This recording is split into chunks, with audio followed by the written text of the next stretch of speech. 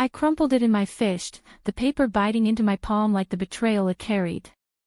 Daniela, my Daniela, the woman who'd turned a solo backpacking trip into a lifetime vow under Andalusian stars, had vanished without a goodbye hug, without the fight we'd promised to weather. That night, I'd needed her most, my abuela's call from back home in Chicago, her voice cracking over the line about the cancer diagnosis that had finally won. Mija, come home, she'd begged, and I'd raced through the storm to tell Dee, to lean on the strength she'd always given me. But the apartment was empty, her flamenco shoes kicked off by the door like ghosts, her scent of jasmine and sea salt lingering like a cruel joke. I sank to the floor, knees buckling against the cool saltillo tiles, sobs ripping from me in waves that matched the thunder outside. How had we gotten here? It was supposed to be our escape, two American girls, chasing freedom from the grind of corporate jobs and family expectations.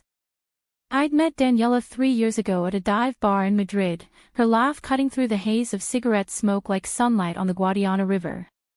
She was a painter from Miami, all curves and confidence, with eyes like polished obsidian that saw right through my guarded Midwestern walls.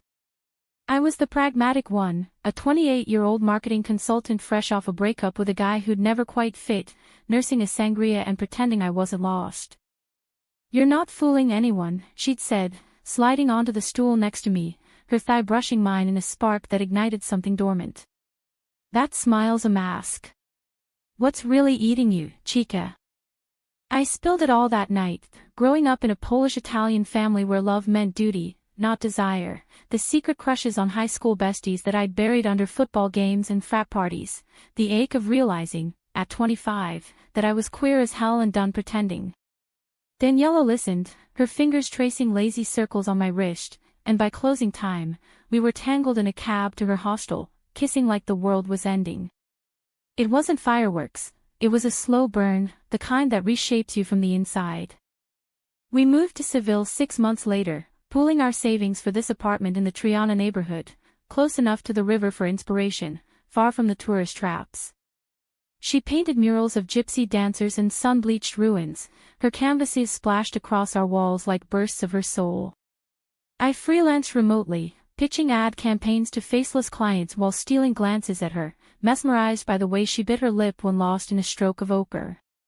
Our love was quiet revolutions, mornings tangled in sheets that smelled of her, afternoons wandering the Alcazar gardens where she'd steal kisses behind bougainvillea vines, evenings debating Hemingway over tapas, her hand always finding mine under the table. But cracks had formed, subtle at first, like hairlines in porcelain. Daniela's art stalled, galleries in Barcelona rejecting her submissions, whispering, "Too American, not authentic enough." She'd pace the apartment, brush in hand, muttering about imposter syndrome, her Miami accent thickening with frustration. "I'm not one of them, Mel. I'm faking it, playing at being this expat bohemian. What if I drag you down with me?" I'd pull her close, murmuring against her temple, "We're in this together. You're not faking, you're blooming." But doubt festered.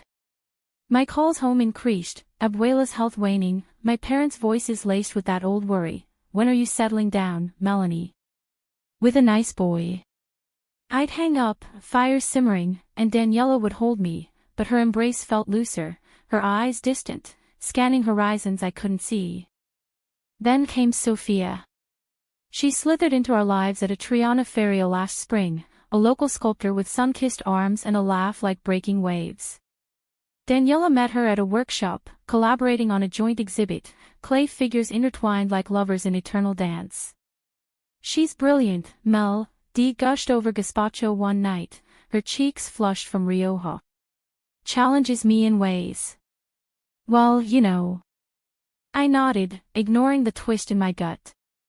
Jealousy wasn't our style. We'd vowed transparency, no room for secrets in this fragile life we'd built. But Sophia lingered, late-night texts buzzing on Dee's phone, invitations to network at her studio overlooking the Guadalquivir. I'd tag along sometimes, watching them sculpt, their hands molding wet earth with an intimacy that made my skin prickle. Sophia was all fire, mid-30s, with cropped black hair and tattoos snaking up her neck like forbidden stories. She flirted shamelessly, eyes lingering on Daniela's curves, but Dee brushed it off as artistic passion. One humid July evening, after a gallery opening where Sophia's pieces outsold Dee's by 3-1, I found them on the balcony, Dee's head on Sophia's shoulder, the sculptor's arm draped possessively. The city lights twinkled below like indifferent stars. "Just venting," Dee said when I cleared my throat, pulling away with a sheepish grin. "Sophia gets it, the outsider blues." I forced a laugh, but sleep evaded me that night, the sheets between us a chasm. "Promise me," I whispered in the dark, "no matter what, we talk." "Always, mi amor," she murmured, kissing my knuckles. But promises are clay, easily reshaped. As summer bled into fall, Abuela's letters arrived, yellowed envelopes filled with her looping cursive, tales of Chicago's changing leaves and her fading strength. "The doctors say it's stage 4 now. But don't rush back, live your adventures." I read them aloud to Dee over café con leche, her face softening. "We'll go together," she said, planning flights we couldn't afford. Yet her sketches shifted, figures now solitary, backs turned to unseen lovers, shadows encroaching like doubt. The betrayal brewed in stolen moments I pieced together later. A missed call from Sophia during one of Dee's solo walks. The new silk scarf in her drawer, scented with patchouli, not her usual jasmine. Whispers from mutual friends at the Mercado, "Daniela's been seen with that sculptor, arm in arm by the cathedral." I confronted her gently, over a bottle of manzanilla in our kitchen. "Is there something you're not telling me?" Her eyes welled, but she denied it, fierce. "Melanie, you're my everything. Sophia's just a mirror, showing me my flaws." We made love that night, desperate and reclaiming, her body arching under mine like a wave crashing home. For a week, it was bliss again, picnics in Maria Luisa Park, her painting a portrait of us entwined, ochre and sienna blending into forever. But the storm clouds gathered. Abuela's call came on All Saints' Day, her voice a rasp, "It's time, Mija. I want to see you before." The line crackled, and I booked a red-eye, heart pounding. "Dee, pack your bags," I said, bursting through the door, rain-soaked and wild-eyed. "We're going home." She was at her easel, brush frozen mid-stroke, a half-finished canvas of fractured lovers staring back. "Mel." Her voice broke, and she set the brush down, hands trembling. "I can't." The words hung, heavier than the downpour. "What do you mean, you can't? This is family. This is us." Tears carved paths down her cheeks. "I love you, God, I do. But I'm drowning here. In us. In this life that's not mine." She gestured wildly at the walls, her murals mocking us. "Sophia. She sees a version of me I forgot existed. Free. Unburdened." The room spun. "Sophia. After everything. You're leaving me for her." "Not leaving," she choked, but her eyes lied. "Needing space. To find myself." "You deserve the world, Mel, not this half-life." I laughed, bitter and broken. "Space. The night I need you most. Abuela's dying, Dee. And you're choosing." "What?" "A fling." "It's not a fling." She reached for me, but I recoiled. "It's real. Scary real. I'm sorry." The note was already written, tucked in her bag by the door. I saw it then, the edge peeking like a white flag. She hugged me once, fierce and fleeting, whispering, "Be happy. Start over. For both of us." Then she was gone, the door clicking shut like a guillotine. I waited till dawn, phone silent, her absence a void swallowing the light. Dawn crept in like a thief, gray light filtering through the shutters, illuminating the wreckage of our life. I hadn't slept, replaying her words in loops that twisted like the narrow Callahans of Santa Cruz. The note lay unfurled on the table now, its creases like scars. "Forgive me." As if forgiveness was a switch I could flip, erasing the ache that bloomed in my ribs. I texted Sophia, impulsive, raw, "Where is she? What did you do?" No reply. Of course. Betrayal's accomplices rarely answer bells. Packing was mechanical, Abuela's letters into my backpack, Dee's forgotten earrings into a drawer I swore I'd never open. The airport shuttle wound through Seville's awakening streets, women in mantillas heading to mass, vendors hawking churros that turned to ash in my mind. I boarded the flight to Chicago, wedged between snoring businessmen, staring at the seatback screen's in-flight map as if it could chart a path back to her. Turbulence hit over the Atlantic, jolting me like her absence, and I wept silently, the flight attendant pressing a napkin into my hand with a sympathetic "rough one, hon." Home was a blur of hospital fluorescence and the scent of antiseptic masking decay. Abuela lay in her bed at Northwestern Memorial, skin translucent as vellum, her silver hair fanned like a halo. "Mija," she rasped, gripping my hand with surprising strength, "you look like you've seen ghosts." I collapsed beside her, spilling it all, the note, the vanishing, the love that had cracked under its own weight. She listened, eyes sharp despite the morphine haze, her Chicago Polish accent thick as pierogi dough. "Love's not a straight road, Melanie. It's those switchbacks in the Pyrenees you girls hiked, scary drops, but the views. The views." We talked for days, her stories weaving through 4 beeps, escaping post-war Poland as a girl, building a life in Pilsen with Grandpa, loving fiercely despite the odds. "I knew about you, you know," she confessed one afternoon, sunlight slanting through blinds. "The girls saw it in your eyes at that family Easter, the way you lit up around Cousin Lena. Didn't say nothing 'cause love don't need labels, just heart." Her words were balm, but grief layered on grief when she slipped away a week later, peaceful in sleep, her hand still warm in mine. The funeral was a sea of black coats under November's brittle sky, my parents' arms around me, their questions gentle, "That Daniela? She coming?" I shook my head, the lie tasting like bile. "It's over, Ma." Back in my childhood bedroom, posters of the Cubs faded, bedspread unchanged since high school, I scrolled through old photos, Dee and me at the Alhambra, her head on my shoulder, Alhambra's arches framing our grins, a selfie in Cordoba's mezquita, fingers laced like vows. Each swipe a knife twist. I called her once, voicemail picking up with that sultry, "Leave a message, amor." "Dee, Abuela's gone. I needed you." "Why?" No callback. Radio silence stretched into weeks, the holidays a gauntlet of forced cheer, Thanksgiving turkey dry as regret, Christmas lights mocking the dark. January thawed the resolve I'd frozen over. I quit freelancing cold turkey, the client emails piling like unread apologies. Time for a reset, I told my reflection in the bathroom mirror, eyes hollow but determined. Spain called back, not for her, but for me. The ticket to Seville was one way, my savings a gamble on reinvention. "You're brave, kiddo," my dad said at O'Hare, hugging me tight. "Find your way. And tell that girl. Well, whatever needs saying."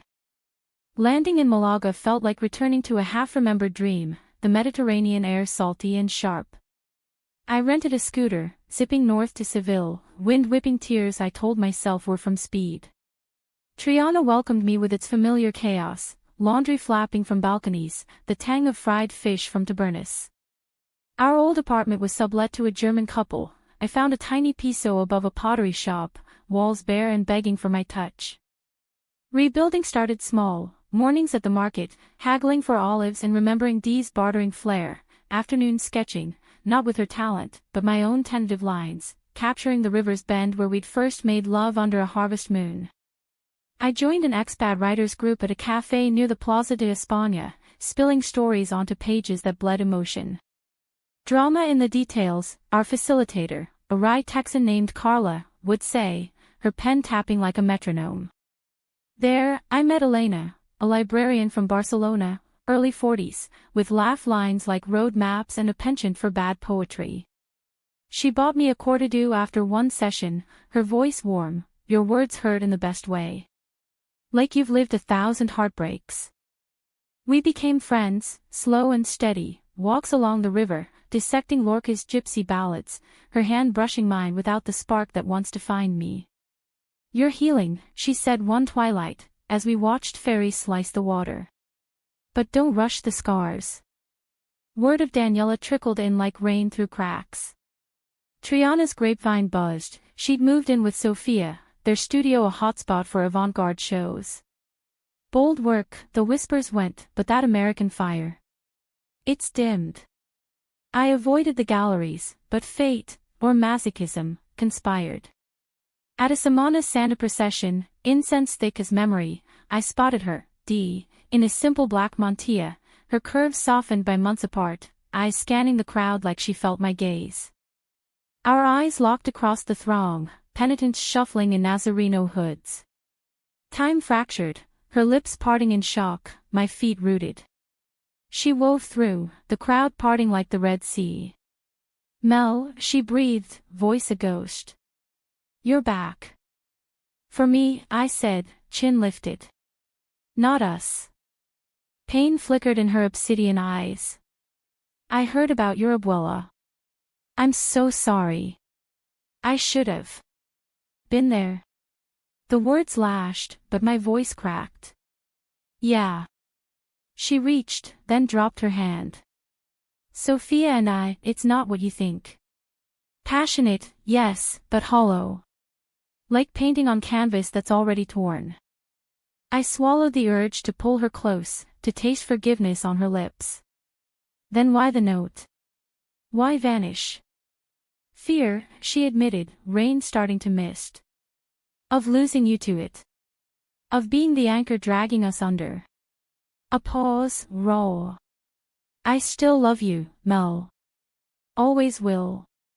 The procession's drums thrummed, a heartbeat underscoring the chaos. Love's not enough sometimes, I whispered, turning away. But her touch on my arm stopped me, gentle, pleading. Can we talk? Really talk? For old times. Against every instinct, I nodded. We met at our old taberna 2 nights later, the one with the wonky stools and walls etched with lovers' initials. She arrived alone, hair loose, wearing my old scarf, the jasmine one. Over Jaman and sherry, truths poured, Sophia's intensity a drug, masking Dee's insecurities, the betrayal not a grand affair but stolen kisses in the studio, guilt gnawing like termites. I ran because I couldn't face breaking you, she confessed, tears salting her glass. But losing you. It's breaking me now. I listened, heart a battlefield, anger clashing with the love that hadn't faded, only scarred. I needed you, Dee. Not just for Abuela, but for us. To fight. She nodded, broken. I know. Let me make it right. Slowly. We parted with a hug that lingered, her warmth seeping through defenses. Days blurred into tentative bridges, coffee here, a shared sketch session there. Elena noticed, her eyes kind but probing. Be careful, Melanie. Hearts aren't pottery, they don't mend quite so neatly. But with Dee, it felt possible. We wandered the real Alcazar again, her fingers tracing mine in hidden patios, whispers of what if blooming like night jasmine. One evening, as stars pricked the sky over the Giralda, she pulled a small canvas from her bag, a portrait of us, mended, figures entwined, shadows receding into light. For starting over, she said, voice trembling. Together. My yes was a whisper, a leap. We kissed then, soft and searching, the river murmuring approval below. Yet doubt shadowed joy. Sophia's text to Dee persisted, jealous barbs, please masked as concern. She's poison, I warned one night, scrolling through deleted messages Dee showed me. Cut her out. Dee hesitated, eyes stormy. She's part of my art world here. Can't just burn it, I snapped, old wounds reopening. Or we're done for real. The argument escalated, voices echoing off our new shared walls, me accusing, her defending, until she stormed out into the night, doors slamming like thunder. The slam reverberated, an echo of that rainy night months ago, but this time I chased her into the storm. Seville's streets gleamed under sodium lamps, puddles mirroring the turmoil in my chest. "Daniela!" I shouted, rain plastering my hair, voice raw over the patter. She paused at the corner, shoulders hunched, then turned, face a mask of regret and resolve. "Go back, Mel," she called, but her feet stayed planted. This is what I feared, us tearing at each other. I closed the distance, grabbing her wrist gently, thunder rumbling like unspoken fears. "No more running. Talk to me. All of it." We ducked into a shadowed alcove by the old bridge, the Guadalquivir churning black below. Words tumbled, her confessions deeper now, Sophia's manipulations, not just flirtation but a calculated seduction, preying on Dee's vulnerabilities with promises of exhibits in Madrid, whispers of, "You're wasted on her." She made me feel seen, Dee admitted, voice breaking, but it was a lie. A cage disguised as wings. Betrayal layered, not just the affair, but Sophia's subtle sabotage, critiquing Dee's work to improve it, isolating her from friends, even hinting I'd never understand her true artistry. I was blind, Dee wept, rain mingling with tears. Thought it was growth. But it was erosion. I held her, the deluge soaking us through, my shirt clinging like second skin. "We both faltered," I said, vulnerability cracking my armor. "I pushed too hard, forgot your fears in my grief. Abuela's death. It hollowed me. Made me cling tighter when you needed air." We stood there, entwined against the wall, the storm of baptism. "Forgive me," she murmured into my neck. "Only if you forgive yourself," I replied, pulling back to meet her eyes, those obsidian depths, now clear as dawn. The kiss that followed was catharsis, not reclaiming, but renewing, lips tentative then fervent, tasting salt and second chances. Sophia's shadow loomed, though. The next day, she cornered Dee at the studio, uninvited, eyes blazing. I arrived mid-confrontation, the air thick with clay dust and tension. "You think you can waltz back?" Sophia sneered at me, her tattooed arms crossed like barriers. Mid-30s firebrand, but cracked now, jealousy etching lines around her mouth. Dee stood firm, palette in hand. "It's over, Soph. Was never real." Lies flew, Sophia accusing Dee of using her for connections, me of being the safe choice, the American anchor dragging Dee down. The climax erupted, Sophia hurling a half-formed sculpture at the wall, shards scattering like our fractured trust. "You're both fools," she spat, storming out, but not before a parting shot. "She'll leave you again, Melanie. When the novelty fades." The studio fell silent, dust settling like fallout. Dee trembled, but I pulled her close, sweeping fragments away. "Not us against her," I said. "Us against the doubts she planted." We ended it cleanly, Dee blocking Sophia's number, withdrawing from their joint show, choosing vulnerability over acclaim. "My art's mine," she declared, starting fresh canvases, bold strokes of us, intertwined and unbroken, colors vibrant as Seville sunsets. Healing wove through spring's bloom. We traveled light, day trips to Ronda's Gorge, where mist rose like released breaths, nights at flamenco bars, her hips swaying to rhythms that pulsed with our synced heartbeats. I wrote, too, a chapbook of poems born from the ache, notes from the vanishing, read at a small Triana reading to murmurs of Brava. Elena came, clapping loudest, then hugged me after, "You found your light. Don't let it flicker." Abuela's influence lingered, humanistic threads in our tapestry. We scattered her ashes, half in Lake Michigan on a Chicago visit, half in the Guadalquivir at dusk, her spirit bridging oceans. "She'd like you now," I told Dee, as we watched petals float away. Stronger. Whole. Conflict resurfaced in whispers, my parents' emails, probing about, settling, laced with unease over, that lifestyle abroad. Dee's family in Miami, radio silent since the breakup news leaked. But we faced them together, video calls where I held Dee's hand off screen, voices steady, "This is us, Ma."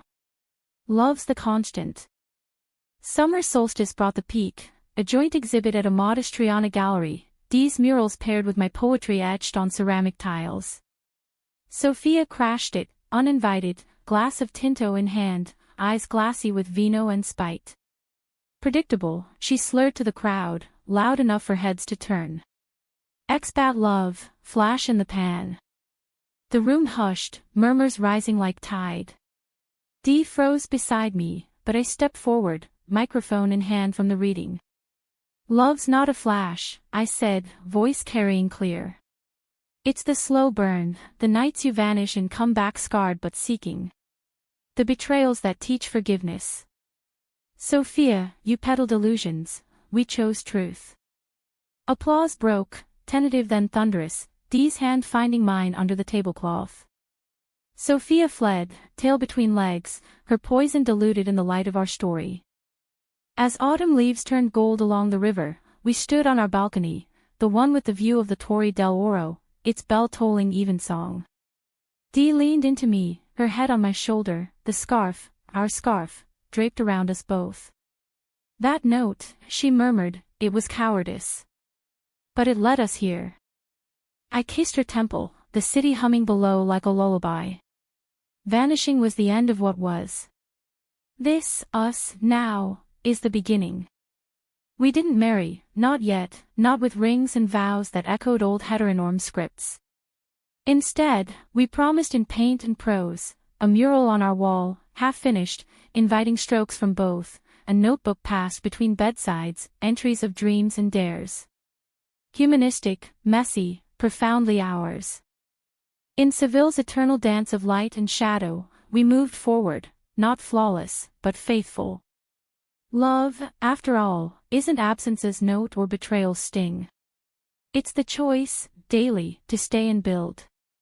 And in that building, we found home, not in walls or countries, but in each other's unyielding gaze. The rain returned that winter, soft now, pattering like applause. I woke to Dee's sketch beside me, us, under stars, hands linked across divides. No vanishings left. Only horizons, shared and endless.